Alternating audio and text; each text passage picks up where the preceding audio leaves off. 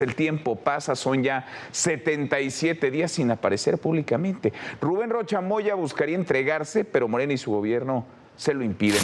Rubén Rocha Moya, gobernador de Sinaloa, estaría negociando en secreto su entrega a Estados Unidos. Y según los periodistas que destaparon el caso, el plan no sería entregarse en silencio, sino sentarse a hablar con la Fiscalía Federal de Nueva York. Si eso es cierto, el problema deja de pertenecer a un solo hombre. Un gobernador acusado que decide colaborar no cae solo. Puede arrastrar consigo a toda la red política que lo llevó al poder. Y esa red tiene un nombre que hoy incomoda en Palacio Nacional. La pregunta que nadie en el gobierno quiere responder en voz alta es corta y filosa. Si Rocha habla, ¿hasta dónde sube la lista? Porque esto empezó como un caso de narcotráfico y se está transformando en algo mucho más grande. El 29 de abril de 2026, la Fiscalía Federal de Nueva York hizo pública una acusación contra Rocha y otros 9 funcionarios y exfuncionarios de Sinaloa. Los señala de haber pactado con la facción de los Chapitos, los hijos del Chapo Guzmán, para proteger el paso de droga hacia Estados Unidos a cambio de apoyo político y sobornos. Nunca antes Washington había acusado formalmente y pedido la extradición de un gobernador mexicano en el cargo. Rocha lo negó en cuestión de horas, calificó las acusaciones de falsas y dolosas y denunció un golpe con motivaciones políticas. Esa es la versión que ya circuló por todos lados. Lo que casi nadie está contando bien es lo que ocurrió después, y es justo eso lo que cambia toda la ecuación. Si quieres seguir de cerca todo lo que se mueve en México, minuto a minuto, suscríbete al canal. Vamos a los hechos, porque a partir de aquí ya no todo es rumor. Rocha no es el único señalado, y sobre todo, no fue el primero en moverse. Dentro de esa misma acusación, aparecen 2 hombres de su círculo más cercano. Uno es su exsecretario de Seguridad Pública, el que controlaba a la Policía del Estado. El otro es su exsecretario de Finanzas, el que manejaba, literalmente, el dinero de Sinaloa. Y los 2 ya hicieron algo que pesa más que 1000 declaraciones. Se pusieron en manos de la justicia estadounidense. El exsecretario de Seguridad compareció ante un juez en Nueva York y se declaró no culpable. El de Finanzas viajó desde Europa hasta esa misma ciudad para negociar su rendición. Detente un segundo en eso. El hombre que sabía dónde estaba cada peso del gobierno estatal cruzó el Atlántico para sentarse con fiscales de otro país. No corrió a esconderse en la sierra, fue directo a la puerta. Y cuando el que administra el dinero es el primero en entregarse, el mensaje que sube por la cadena es demoledor. La fila avanza, y cada uno que llega puede contar lo que vio desde adentro. Y no son los únicos que tiemblan. En esa lista de 10 nombres hay también un senador en funciones. Es decir, esto no toca solo a un gobierno estatal, roza ya al Congreso Federal. La acusación no apunta a un hombre, apunta a una estructura. Esto es lo que convierte el caso en algo distinto a una acusación cualquiera. Estados Unidos no está intentando meter a una persona a la cárcel, está armando una escalera. Y en una escalera de testigos, el que sube primero compra su libertad contando lo que sabe del que tiene encima. El de Finanzas puede hablar del gobernador. La pregunta incómoda es la que sigue. ¿Y el gobernador, de quién puede hablar? Para responder eso, hay que retroceder al origen de la acusación, y el expediente cuenta una historia que parece de ficción. Según los fiscales, todo arranca antes incluso de que Rocha ganara. En los meses previos a la elección de 2021, habría ocurrido una reunión entre el entonces candidato y los líderes de esa facción del cártel. Una reunión protegida por hombres armados, en la que le habrían prometido una sola cosa: asegurarse de que ganara la gubernatura. ¿A cambio de qué? De colocar, una vez en el poder, a funcionarios afines al negocio de la droga en los puestos clave del Estado. Si esa versión es cierta, el pacto no vino después del poder. Fue la condición para llegar a él, y explicaría por qué, años más tarde, 2 de esos funcionarios de confianza son precisamente los que hoy están declarando en Nueva York. Aquí conviene frenar y ser precisos, porque la palabra exacta lo cambia todo. Nada de esto está probado en un tribunal, es la acusación de una parte. Rocha lo niega por completo, sostiene que es inocente y que peleará hasta que la verdad prevalezca. La propia presidenta de México ha dicho, una y otra vez, que Estados Unidos no ha entregado pruebas suficientes. Así que lo que tenemos son 2 relatos enfrentados, el de una fiscalía que asegura tener un pacto documentado y el de un gobernador que jura que todo es una fabricación política. Guarda esa tensión, porque es la que sostiene todo lo que viene. De hecho, hasta ahora Rocha no ha huido ni se ha escondido.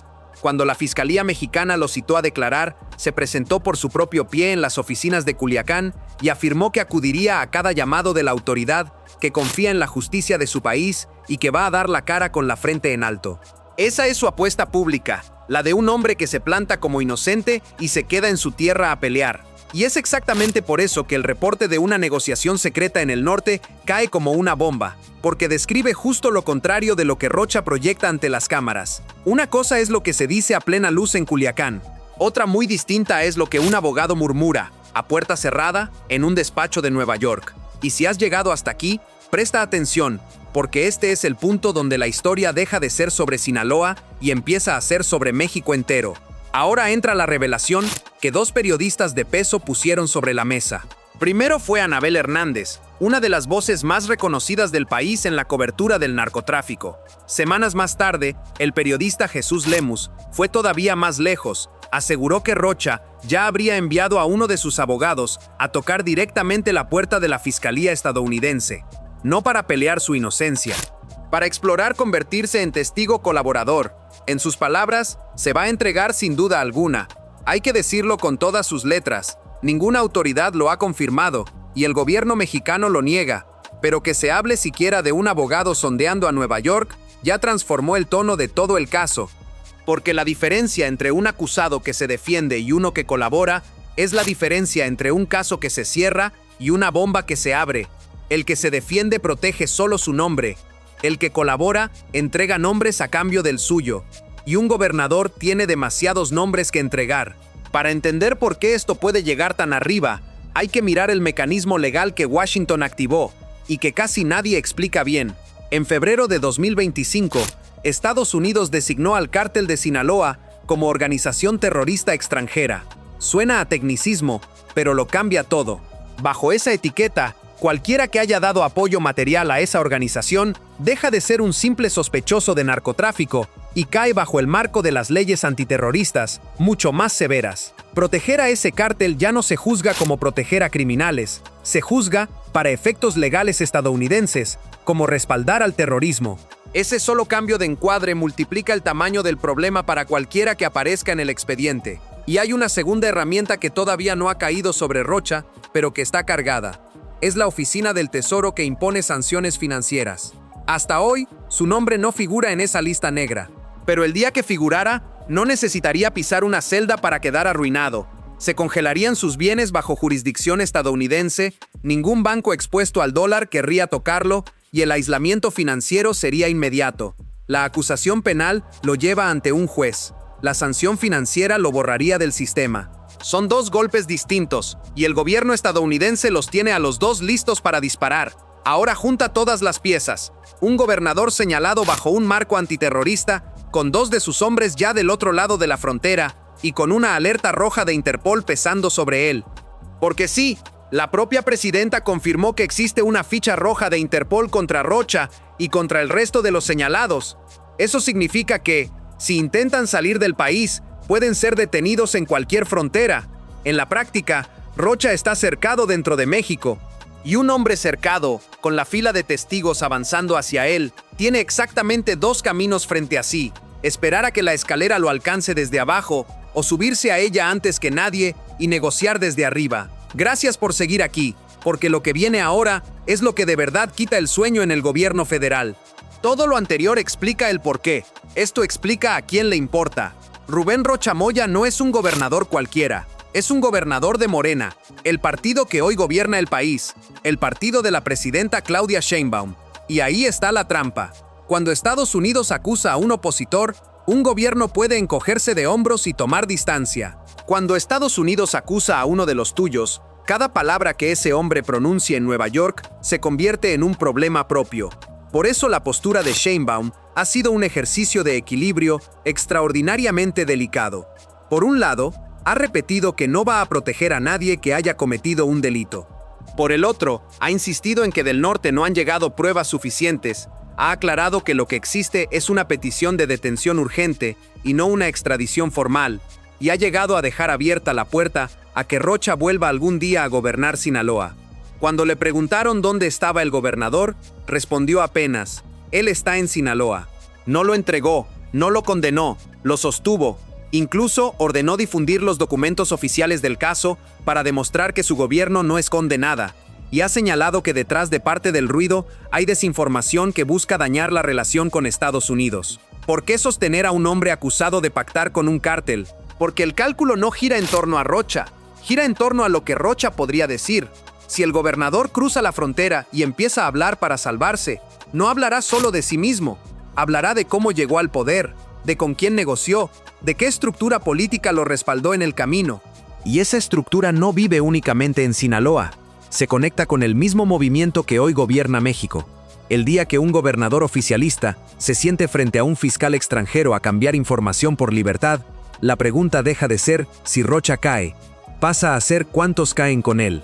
Por eso, leído con frialdad, Washington no necesita a Rocha en una celda. Lo necesita hablando, y para medir hasta dónde puede llegar todo esto, hay que recordar de dónde viene.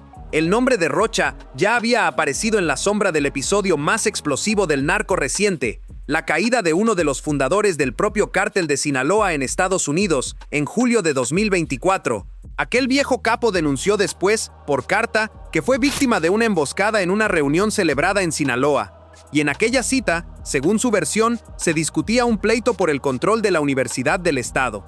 De esa misma reunión salió un muerto, un exrector asesinado ese día. El nombre de Rocha quedó rondando esa historia desde entonces. Lo que hace un año parecía un rumor incómodo, hoy es la columna vertebral de una acusación federal en Nueva York. Nada de esto salió de la nada, llevaba años cocinándose, y una investigación abierta en Estados Unidos desde 2023 lo fue armando pieza por pieza, y aquí está el fondo real de todo esto. El caso dejó de tratarse de un gobernador hace ya semanas. Se convirtió en un pulso entre dos gobiernos. Estados Unidos apuesta a que la escalera de testigos siga subiendo peldaño por peldaño hasta tocar lo más alto de la política mexicana. México responde que sin pruebas sólidas no entrega a nadie, y al hacerlo protege algo más grande que a un hombre. Protege el relato de que su casa está limpia. En medio de los dos quedó atrapado Rocha Moya, un gobernador con licencia, rodeado por una ficha roja, con sus propios colaboradores ya declarando en Nueva York, y con la decisión más pesada de su vida sobre la mesa, callar y hundirse solo, o hablar y decidir a quién arrastra en su caída. Nada de esto está cerrado todavía. La entrega no se ha confirmado, las pruebas siguen en disputa y el propio Rocha insiste en que es inocente. Pero la maquinaria ya está en marcha, y esta clase de maquinaria rara vez se detiene a mitad del camino. Lo único que falta por saber es si, cuando ese hombre finalmente decida hablar, el eco llegará tan arriba como muchos temen, porque en la política mexicana los ecos así no se apagan solos, tarde o temprano se cobran.